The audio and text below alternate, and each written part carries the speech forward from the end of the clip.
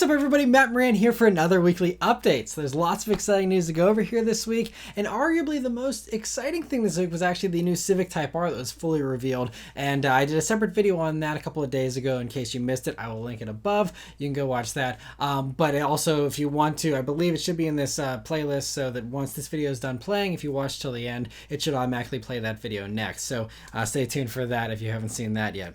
But moving on to the news this week, other than the Civic Type R, Ford has revealed the 2023 F-150 Raptor R, and so like we assumed, it runs a modified version of the Shelby GT500's 5.2 liter supercharged V8 for 700 horsepower and 640 pound-feet of torque in this application.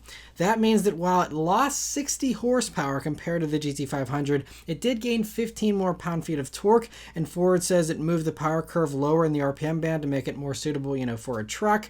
They did this by installing a new pulley on the supercharger, changing the intake, exhaust manifold, and the exhaust system, which now gets rid of the trumpet-style setup of the regular Raptor and has a more ordinary design, but it still has an active exhaust with a valve pass-through muffler design. It also gets a different oil cooler and a deeper oil pan so that it has continuous lubrication whenever you're going up, steep terrain and things like that, which obviously the motor probably didn't have the best ability to do previously. Another big change from the GT500 is the transmission. So instead of using the 7-speed dual clutch from the Shelby, it instead retains the 10-speed torque converter automatic, although it has of course been beefed up to handle the extra power. Other changes include a new front axle that's stronger. There's a bigger aluminum drive shaft that was swapped in, and then the 37-inch tires that were optional on a regular Raptor are standard here as well. Otherwise, it has the same suspension setup as a regular Raptor, has the same capabilities off-road, same angles for approach, departure, all that kind of stuff, but the suspension does have a unique tune to handle the extra weight, of course. And speaking of the weight, it's about 100 pounds heavier than a regular Raptor, so a pretty small change considering it weighs 5,950 pounds. So for adding all that extra stuff, I think going up an extra 100 pounds really isn't too bad, and that's also still 400 pounds less than the Ram TRX. Again, I don't know who really cares about these things being one lighter than the other, considering they're all enormous heavy beasts, but it is lighter than the TRX, which is nice. Visually, the changes are a unique grille, a unique hood that comes up an inch higher and says supercharged V8 on it, along with blacked out bumpers and fender flares, and there's also unique graphics, of course. Avalanche Gray and Azure Gray will be the colors that'll be exclusive to the R version, but it'll also be available in the regular Raptor colors as well. And inside, it's basically the same aside from the badges, orange accents, and a unique tri-axle carbon fiber trim. They all come fully loaded with all the options, so there is no stripped down version. They're all fully loaded except for the panoramic moonroof, which is the only option you can get on these aside from an option to delete the bedside graphics. That's it. Those are the only two things you really get to change for the most part. So, that means that as a result, these are all going to be very expensive. It comes out to be $23,000 more than even a fully loaded regular Raptor. And so that means the starting price for the R here is $109,145, including destination. That actually makes it a few grand more expensive than the Ram TRX, which has 2 more horsepower, and as far as the interior goes, you have a bigger screen in the Ram. There's a few other things it has going for it. And so yes, very interesting that it's, that high, but, again, all the unique engineering for that engine and stuff. I think this is another one of those things where they're testing the market. They're like, okay, you want a V8 powered Raptor, how badly do you want it? So they're, pricing it sky high, and we'll see, how many they actually sell. But thankfully, it sounds like the rumors about it being limited production or having some capped, small little production number, those rumors seem to be false, because there's no mention of any kind of production limits on these. They say they're available to order now, and production starts this fall. So great to see that they're going to build as many of them as people want to buy, and we'll see how that does compared to the Ram TRX. It's awesome though that they've put that motor in the Raptor, and we'll see now how many of those Raptor fans who went on and on when the TRX came out that who cares about having a ton of horsepower, 450 horsepower is fine in the Raptor. I wonder how many of those people all of a sudden now do care about horsepower. We'll have to wait and see. But anyway, interesting to see that. Another awesome vehicle that we learned the cost of this week that will be also over $100,000 is the Corvette Z06, the 2023 version we now have pricing for. So Chevy this week announced it'll be starting at $106,395, including destination, and that's more than $25,000 higher than the old Z06. But I mean, this still seems like a bargain considering you're getting a flat plane crank V8 engine in a mid-engine, you know, basically supercar with the new Corvettes, and it's 670 horsepower too. It's only 30 less than that Raptor R without a supercharger on it.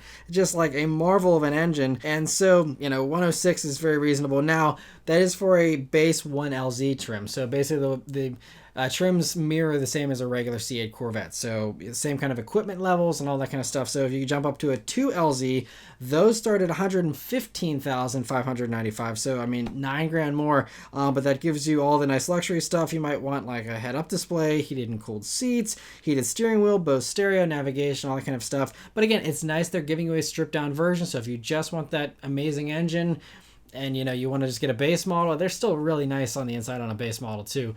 You know, you can still get that for 106. But anyway, moving up, the top 3LZ costs $120,245, and then if you want a convertible version of the Z06, that's $7,000 more on top of that. You know, you can get these things pretty expensive, and it goes even crazier because if you go all the way through the options list here, there's some high dollar stuff. There's a Z07 handling package, which gives you a track setup suspension, carbon ceramic Brembo brakes, and Michelin Pilot Cup 2R ZP tires. And so that package costs $9,000 on its own, but that also requires the carbon fiber aero package, which is another $8,500. So, I mean, you're looking at, you know, basically almost $18,000 there for those two packages. And then the last option, if you really want to go crazy, you can get carbon fiber wheels on the Z06, which we've seen already in the teasers and stuff. But those carbon fiber wheels are $10,000 if they're painted. They're $12,000 if you want it just with the carbon fiber being exposed with a glossy finish there. So basically that means with all these options ticked, you can get a Z06 up over $150,000. Still a bargain, again, you know, compared to a comparable Ferrari that's double the price or more.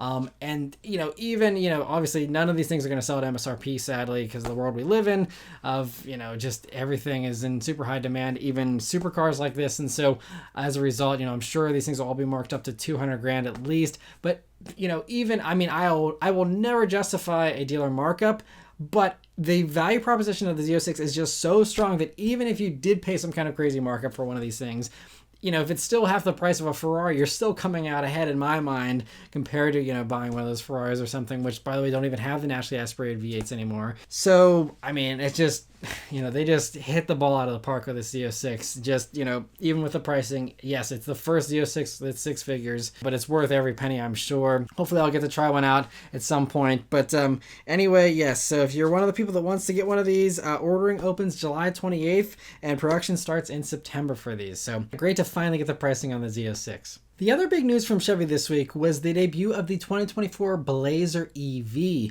And so it's the full reveal now. We have most of the details. We're still missing some specs. We do have a lot of info here. So it's the direct competitor to the Tesla Model Y and the Mustang Mach-E, and looks to either match or outdo both of them in most ways. So it shares nothing with a gas-powered Blazer, by the way, for anyone that might be curious. Totally different, and will likely take over once the Blazer gets discontinued eventually. You know, as GM continues to transfer everything over to electric. And so anyway, I think it looks pretty cool personally. I think they did a really good job on the styling here, especially in the RS and SS versions. The interior also looks pretty cool, especially with the red leather option, which is really cool and another thing you can't get on you know, the Tesla or the Mach-E. This is where it really outdoes the competitors with the interior especially. So it gets a bigger 17.7-inch touchscreen. You get an 11-inch gauge cluster, which obviously the Tesla doesn't even have a gauge cluster, so that's great. You also get heated and cooled seats. Cooled seats is still something that both Tesla and Ford can't manage to offer in their electric vehicles. Plus, you get a big panoramic roof as standard. It's an option, you know, in the Mach-E, and I believe it might be standard in the Model Y, but also it comes with a sunshade, which neither the Tesla or the Mach-E offer, so that if you don't feel like having that glass roof open all the time, you know, you have an option there to close it up. So I think they really, improved upon those two already just with that stuff alone. But it gets even better here. So you can also get Super Cruise here on the Blazer, which is awesome and is currently the best, hands-free driving system out there. You also can get a head-up display, another often requested feature, both for the Mach-E and for the Tesla that you cannot get in those. You can get it here in the Blazer, which is great. The only thing it doesn't offer that those two have is a front trunk or frunk. No frunk here in the Blazer. They said they wanted to package things differently so that they use that space up front there, but it most likely have a nice large hatch in the back still. But that's the only thing they didn't match those competitors on. And a lot of other competitors, like you look at the Hyundais and stuff, they really don't have much of a frunk either, with the EV6 and the Ioniq 5 and all those, which this also does kind of compete with. So interesting that they made that choice, but totally understandable. Beyond that here, so they kind of rolled out all the different specs here for the different models for the most part. So the top one they're giving us horsepower numbers on, but the rest they're not giving us any horsepower numbers on yet. But the top one will be the SS, which does 557 horsepower, 648 pound-feet of torque there, along with a 0 to 60 time under 4 seconds. It gets Brembo brakes, a track-tuned suspension, and unique wheels on summer tires, although all-season tires will be available as well if you want. They say it'll do 290 miles of range, but they haven't revealed how big the battery pack is, but it is the top of 3 different battery packs that will be offered here for the Blazer. And Chevy even gave us an estimated price tag already, even though this is at least a year away from production. They say it's going to be starting, at least for this SS version, they're estimating it'll be starting at about $65,995. So 66 grand puts it right in line with the Mach-E GT, and I think actually slightly less than the Model Y Performance these days, because those continue to go up in price. They're like $1,000 more every week, it seems. So I think pricing wise it should be pretty good. I mean, under 4 seconds or to 60 for 67 grand.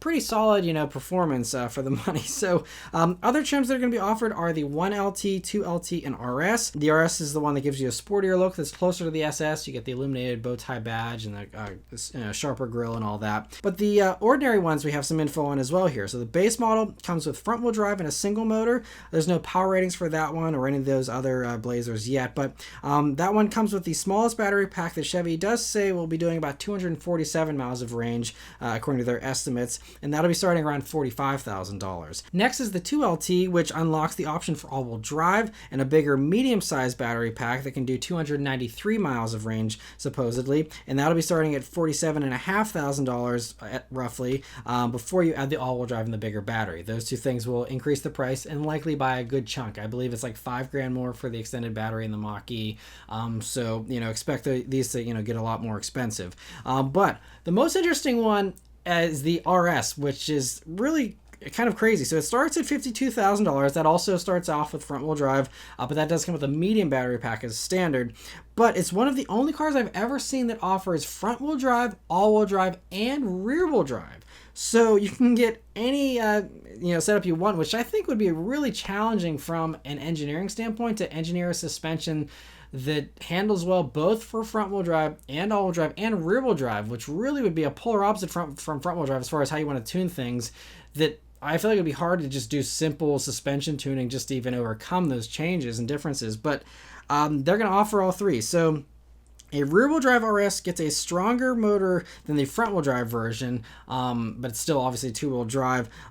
So maybe that's taken from like the SS version, but it's just the one motor instead of two. I'm not sure. But then there's the all-wheel drive RS, which will almost certainly be the most powerful version still. And one of these RS trims also will be the longest range Blazer, doing up to 320 miles of range. So I'm guessing that's either the rear-wheel drive version or most likely the front-wheel drive version. And so that's also going to be a good amount of range there. Puts it right in line with the top versions of the Mach-E, for the most part. And all of the batteries use the Ultium platform, and they can charge at rates up to 190 kilowatts, providing 78 miles of range in 10 minutes, which is quicker than the Mach-E and many of the other competitors as well. Although I still think that's a little bit slower than what you get with the Ioniq 5 and the EV6 and stuff like that. But still pretty much top-notch charging, at least for stuff in this price segment. And so Pretty impressive with that. And so the 2LT and the RS versions will be coming first, with those arriving next summer, with the SS following in the fall of 2023, and then the 1LT base models are going to be coming in the first quarter of 2024. So they're open for reservations now, and I think this will do really well for Chevy. I mean, if the Mach-E sales are any indication with how hot demand is for those things still, I'm pretty sure that Chevy's going to have a big hit on their hands with the Blazer. I think it looks great. I don't think it's going to upset anybody like the Mach-E honestly did with, using the name and all that kind of stuff. I think the Blazer thing, the name has already been kind of soured already, with the regular, gas Blazer. So, I feel like this could go really well for Chevy. I think they did a really great job with this. And if you don't want the aggressive styling, we do know the Equinox EV is coming as well. That'll have, some softer styling, and will probably offer mostly the same stuff as the Blazer here, I'm guessing, but we'll see about that. But anyway, yeah, I think that's really well done with the Blazer. I'm very impressed with the way they set that up. And moving on to some more traditional American performance news here this week, Mopar Insiders has a follow-up report on last week's story where I talked about how the Dodge Challenger is going to be getting an E85 version, supposedly, that will be running more power. And so this week, Mopar Insiders talked with their reliable source, who said 909 horsepower is what is going to be the number for the E85 Challenger. That's supposedly what it'll be making on E85. So, we'll see, if that turns out to be true. Like I mentioned last week, the Roadkill Nights show in August is most likely, when we will be getting official info on that. Maybe it'll come a little sooner, but I'm excited for it. I mean, it's just more, of the hilariously crazy, insane stuff that, Dodge has been doing. And, another fun, final hurrah here for the Challenger in its last years. And so anyway, interesting to hear that. Volkswagen has announced a couple of changes here to the GTI and the Golf R for the 2023 model year. And they're very mild. We don't really have any pictures of them yet or any actual details, aside from the fact they say that it's going to be getting new performance LED headlights and LED fog lights that now have active cornering tech. So the GTI's already come standard with LED headlights already, and LED fog lights, so I'm not sure why they're changing this. And I don't know if they're going to look any different. We don't have any pictures of a 2023 GTI yet to compare. I'm guessing it'll look basically the same, just maybe have slightly different internals. So there's that, and I don't know why they put out this info, by the way, without giving us any pictures or details. But also, there's going to be a 40th anniversary edition coming that will, honor 40 years of GTI in America. But we don't have any details, again, as far as what that will offer. But I believe Autoblog was suggesting here that it's going to be sitting between the base and the SE trim. So it'll actually be one of the few limited edition, models or trims that isn't a fully loaded version, so it actually will kind of be a little bit more stripped down, which is cool. And then beyond that, the Golf R will also get a 20th anniversary edition, but we have no info or pictures on what that will include. Anyway, yeah, and that's basically all that we know and all we have so far about the 2023. So stay tuned for more info on that stuff as it develops. But unfortunately, it doesn't sound like there's any kind of improvements to the infotainment for 2023 or any kind of infotainment delete, which people would probably even welcome at this point. So that's still the biggest problem, I think, with those vehicles. But otherwise, sounds like, they're making little improvements here, and so that's good to see. For another small change here, Aston Martin has changed their logo here for the first time since 2003. And so, I mean, looking at them side by side, you couldn't even really tell a difference unless you actually had them side by side or you were an Aston Martin employee, because otherwise it's very hard to tell. But you can see they got rid of a little bit of the one vertical line there at the bottom of the badge, and that little swooping line you had towards the bottom, they got rid of that as well, and kind of rounded it out a little bit and made it a little bolder. I mean, it's kind of a big deal because this is only the 7th time they've changed the badge, which I know is kind of a lot of times compared to some other normal car companies that haven't changed the badge that much. But this is the 7th time they've changed it now, and I think it looks great, and so cool to see that. Auto Express has a new report out this week about the coming successor to the Lamborghini Huracan and some details on it, supposedly. So we already knew it would be a plug-in hybrid whenever it does arrive, but we now know a bit more thanks to Lamborghini's head of research and development, who told Auto Express that the engine will be bespoke for Lamborghini. On the final details, we can't yet communicate this, but I would say more than 6 and less than 12 cylinders for the combustion engine.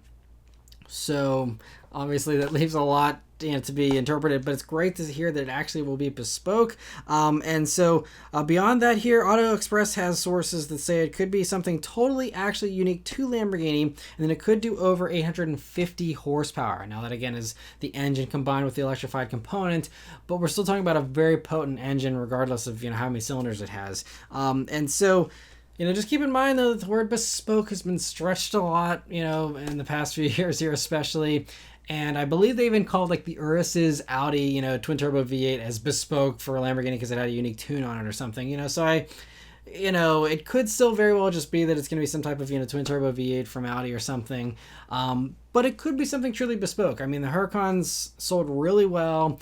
Lamborghini's having a bunch of new investment and, they're doing very well as a company. So maybe they could justify, maybe doing a next generation version of the V10, or, doing some type of, brand new V8 or something like that. We'll have to see, what it ends up being.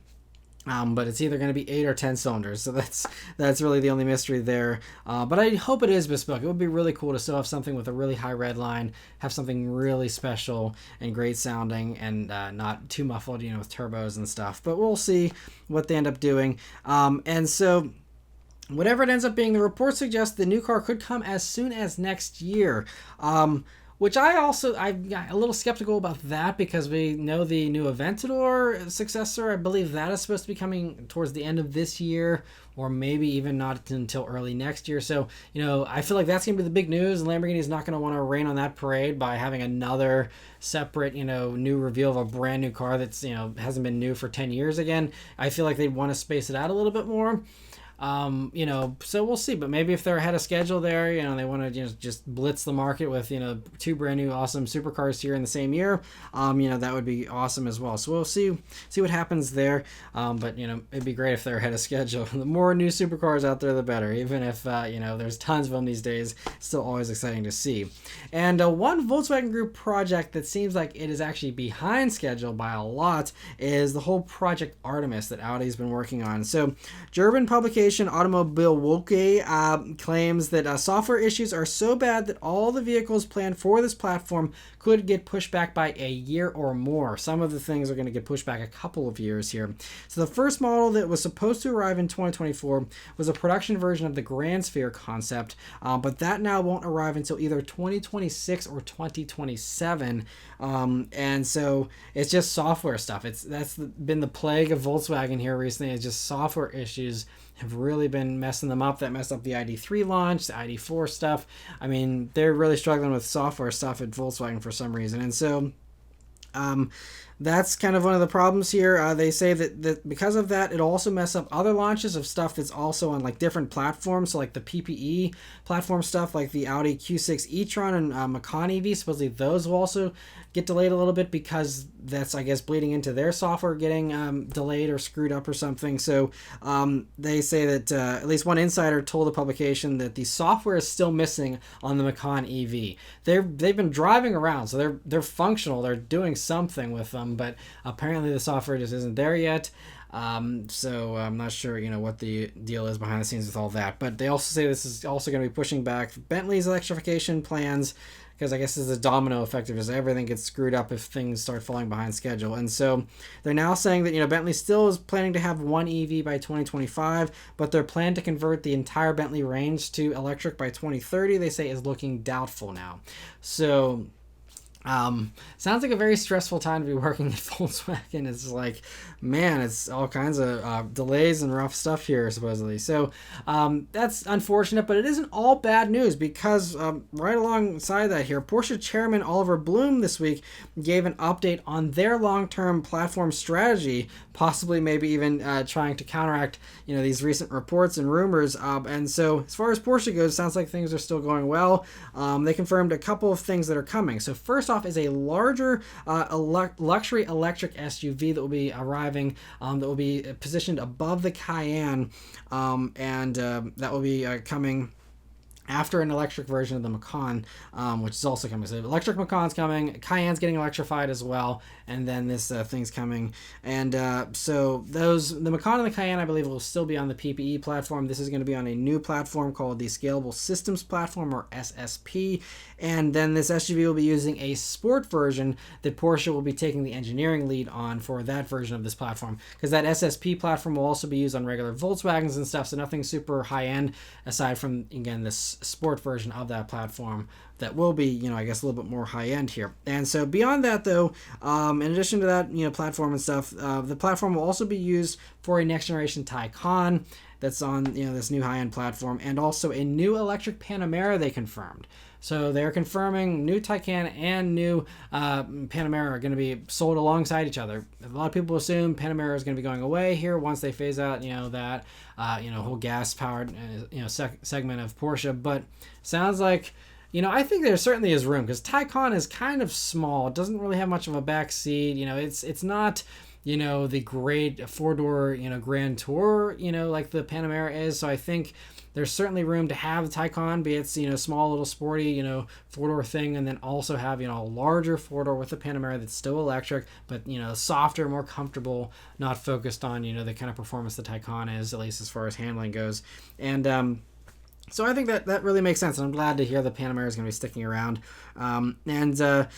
So yeah, anyway, that's the meat of the changes here as far as, what they announced here for Porsche. So, they're well on their way to, at least as far as Porsche goes, getting their whole range electrified here for the most part, aside from the 911, in the next few years here. And so interesting to hear that. And Mini also, they're doing some electric stuff here. They're just made a convertible version of the Cooper SE, but it's only a concept car, so this isn't production ready, even though it looks production ready. They basically just bolted the electric components from the Cooper SE into a regular convertible Mini, because, it's all very interchangeable with the way they have that platform set up. And so it means same specs as the Cooper SE, all the same, components and all that. So that also means they could probably put this into production really easily if they wanted to, except that, it's, first off, no one has done a convertible electric vehicle since the Tesla Roadster from, 10 or more years ago. So, but I think that they do say they want to have, convertibles in the future for Mini. And I think that, there is certainly going to be some demand for a, convertible electric vehicle.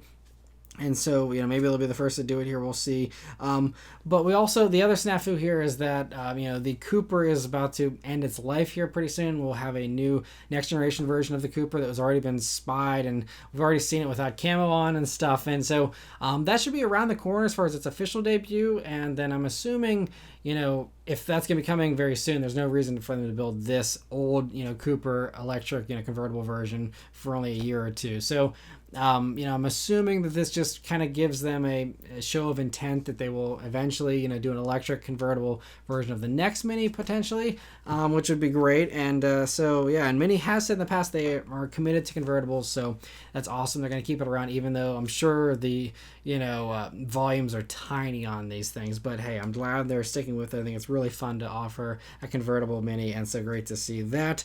And that's it as far as all the news. But lastly, I wanted to thank all of you who are members of the Matt Maran Motoring Club this week. And so we didn't have any new members join this week, but I wanted to give a shout out to member Anthony for being a member now for over 4 months. So thanks for being a member, Anthony. I hope you're still enjoying the perks.